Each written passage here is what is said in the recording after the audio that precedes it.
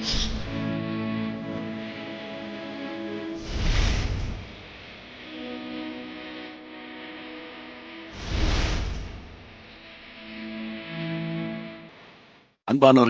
இயேசு கிறிஸ்துவின் நாமத்தில் என் அன்பின் வாழ்த்துக்களை தெரிவித்துக் கொள்கிறேன். Jesus meets YouTube families, GPS Robinson ஃபேஸ்புக்கில் இருக்கிற நம்முடைய குடும்பங்கள், கர்த்தருக்கு ஸ்தோத்திரம்.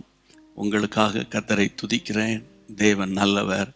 அதின் காலத்தில் தேவனாகிய கர்த்தர் உங்களுக்கு எல்லாவற்றையும் நேர்த்தியாய் செய்வார்.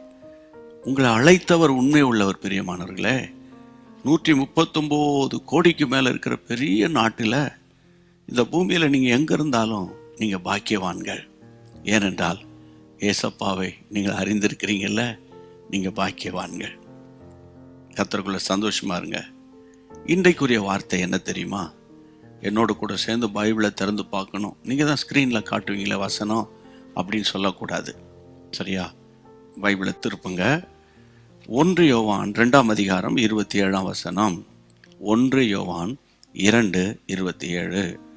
அந்த அபிஷேகம் சகலத்தை குறித்து உங்களுக்கு போதிக்கிறது. அது சத்தியமாக இருக்கிறது, பொய் அல்ல. அது உங்களுக்கு போதித்தபடியே அவரில் நிலைத்திருப்பீர்களாக. அவரில் நிலைத்திருப்பீர்களாக. அந்த வார்த்தை என்னை அதிகமாக தொட்டது. உங்கள் இருதயத்தையும் இப்போ தொடுகிறதுன்னு நான் நம்புகிறேன். நிலைத்திருக்க வேண்டியது ரொம்ப அவசியம் கிறிஸ்தவ வாழ்க்கையில். நிலைத்து நிலையற்ற காலங்கள், சூழ்நிலைகள் எல்லாமே, மனுஷன் எல்லாமே நிலையற்றவங்க.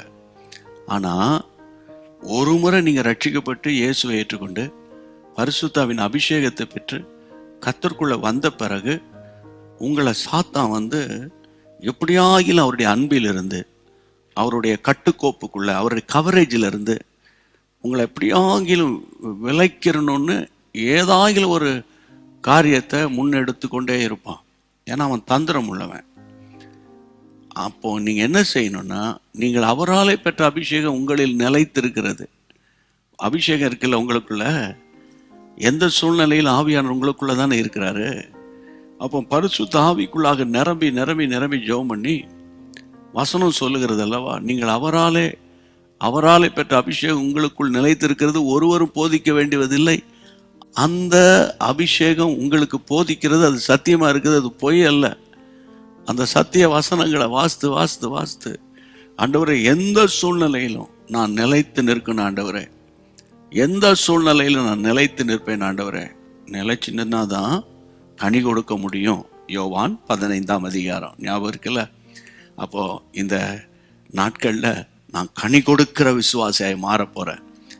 என்னை எந்த விதமான உலகம், ஸ்நேகம், உலக காரியம், போராட்டம் கர்த்தரை விட்டு என்னை பிரித்தெடுக்கவே முடியாது. விசுவாசத்தோடு ஆமென், நான் நிலைத்து நிற்க ஆவியானவர் உதவி செய்வார். நீங்கள் நிலைத்திருக்க ஆவியானவர் உதவி செய்வார்.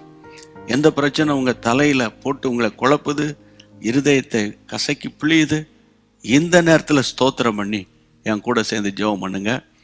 பாருங்கள், இந்த நாளை முடித்து நைட்டில் படுக்க போகும்போது பாருங்கள், ஒரு பெரிய சமாதானத்தோடு இருப்பீங்க. தேவன் உதவி செய்வாராக. ஜெபம் பண்ணிடுவோம். நல்ல பிதாவே, உங்களுடைய பிள்ளைகளை ஆண்டவரே நிலைத்து நிற்க விடாதபடிக்கு பலவிதமான தவறான எண்ணங்களை, அவிசுவாச எண்ணங்களை, கடந்த கால தோல்வியை காட்டி உங்களுடைய பிள்ளைகளை ஆண்டவரே கலங்க பண்ணுகிறவனை நீர் கலங்க பண்ணி, இப்பொழுதே ஒரு புதிய அபிஷேகத்தை உடைய பிள்ளைகள் மேல் ஊற்றி உங்களுடைய பிள்ளைகள் தொடர்ந்து நிலைத்திருக்க உதவி செய்யும் ஆண்டவரே. வேத வசனமும் அபிஷேகமும் ஒன்றரை கலந்து கிரியை செய்யட்டும். ஆமென். உங்களுடைய பிள்ளைகள் வேத வசனத்தினாலும் அபிஷேகத்தினாலும் நிரப்பப்படணும்.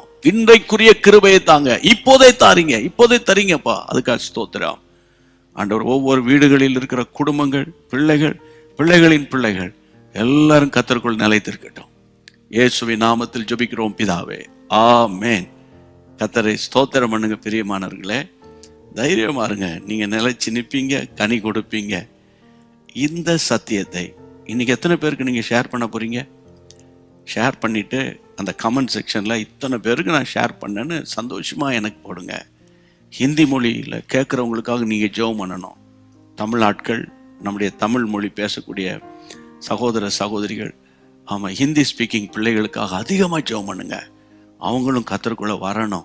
ஆண்டவருடைய நாமம் மகிமைப்படும். God bless you. அன்பான தேவனுடைய பிள்ளைகளே, இச்செய்தி உங்களுக்கு மிகுந்த ஆசீர்வாதமாக இருந்ததென்று நாங்கள் நம்புகிறோம். தொடர்ந்து எங்கள் செய்திகளை கேட்டு கர்த்தருக்குள் ஆசீர்வதிக்கப்பட ஜீசஸ் மீட்ஸ் மினிஸ்ட்ரீஸ் என்கிற எங்கள் யூடியூப் சேனலை சப்ஸ்கிரைப் செய்யுங்கள். மேலும் உங்கள் ஜெப உதவிக்கு எங்களோடு நீங்கள் தொடர்பு கொள்ள வேண்டிய தொலைபேசி எண் 9842252836 மற்றும் 7299546363. Email gpsrobinson@hotmail.com. கர்த்தர் உங்களை ஆசீர்வதிப்பாராக.